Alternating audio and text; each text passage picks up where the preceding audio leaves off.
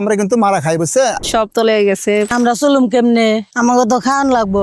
এবার অনেক ক্ষতি হয়ে গেছে। হ্যাঁ, অনেক ক্ষতি হয়েছে। পানি মনে করেন তলে হয়ে গেছে ধান। তারপরে মনে করেন বিদ্যুতের জন্য প্রজেক্ট করা বন্ধ হয়েছে। মানে খাপ লেগে কি করবো, আল্লাহ মাল আল্লাহ নিয়ে গেছে, আর কি করবো? মানে আমাকে কষ্ট করতে হবে। হ্যাঁ, আমার এবছর মনে করেন খুবই কষ্ট হবে। বয়টা মানে মনে করেন হঠাৎ সে এই বৈশাখের মানে যখন মেঘ বৃষ্টি খুব প্রচুর হয় তখন ভয় করে যে এই বৈশাখ মাসের ধান কাটার আগে আমরা মেঘটা যদি না হয় তাহলে আমরা একটু সুস্থভাবে কাইটে উঠতে পারি। বছরে খাই না কিন্তু আমি 20-50 মণ বিক্রি করতে পারছি। এবছর আমার খাওয়ার দানও কিন্তু কিনতে হবে। এত কষ্ট করে কৃষি কাজ করি কিন্তু আমরা ন্যায্য মূল্যটা আমরা পাই না। ন্যায্য মূল্য পাই না কারণ হচ্ছে মনে করেন হয়তো সার বিষ কিনতে গেলে পরে কিন্তু অনেক দাম হয়। হ্যাঁ, ওই কারণে আমরা কিন্তু ফসল যে আনতে কিন্তু আমরা ওটা ন্যায্য মূল্য আমরা পাই না। সরকার যে আমাদের মনে করেন সার বিষ যদি আমাদের কোনো নিয়ন্ত্রণ দিতে পারে তাহলে আমরা ভাসি। সরকার যদি আমাকে যে সাহায্য না করে তাহলে আমরা কিভাবে আমরা চলুম? মনে করেন এত কষ্ট কাজ করি, তারপরে মনে করেন যে কৃষি কাজে কিন্তু যে সাইডা দেই কি দেই না এটা কিন্তু আমার মাথায় কিন্তু এটা চায় না যে কৃষি কাজ ভালো লাগে। আমাদের কৃষি সয় সম্পত্তি আছে কিন্তু এটা আমাদের করে যেতে হবে। যে আমরা এটা না করলেও কিন্তু আমাদের তো খাইতে পারবো না এবং বিক্রি কিছু যাই যে উদ্যান করে আমরা তো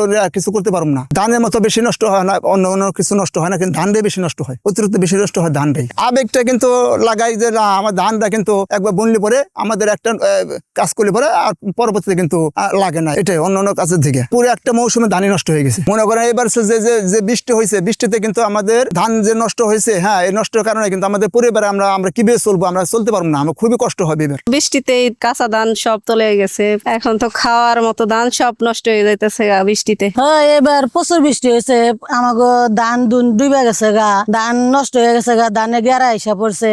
এনে আমরা চলুম কেমনে? আমাকে তো খাওয়ান লাগবো। লাভের গুড় মহাজনের ব্যাপারে করে আমরা কিন্তু মারা খাই, বুঝছে? কারণ আমরা কৃষিকাজ করে কিন্তু আমরা ন্যায্য মূল্য পাই না। ব্যাপারে মহাজনের ঠিকই তারা এই কম দামে কিনে যায়, আমাকে কিন্তু ন্যায্য মূল্য দেয় না। এই কারণে আমরা শুধু লাভের মূল্য আমরা কষ্ট করতেছি।